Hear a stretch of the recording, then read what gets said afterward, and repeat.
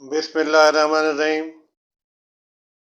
حدیث number 30 number بخاری شریف میں اس شخص حضرت علی رضی اللہ تعالیٰ عنہ کی مدد کرنے کو چلا۔ راستے میں مجھ کو ابو بکرہ ملے، پوچھا کہاں جاتے ہو؟ میں نے کہا اس شخص حضرت علی رضی اللہ تعالیٰ عنہ کی مدد کرنے کو جاتا ہوں۔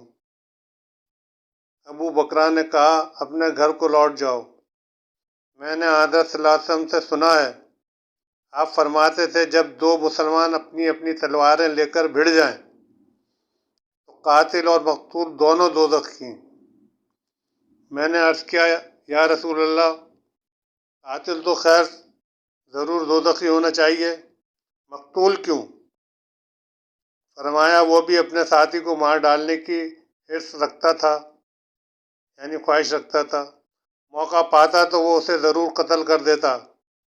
دل کے عزم صمیم پر وہ دوزخی ہوا، یعنی اس کے دل میں یہ ارادہ پکا تھا کہ وہ اس کو مار دیتا، تو صرف پکا ارادہ ہونے کی وجہ سے وہ بھی دوزخی ہو گیا جو اگر مقتول بن جاتا تو اللہ تعالیٰ ہم سب کو ان حدیث کو سمجھنے کی توفیق عطا فرمائے، آمین۔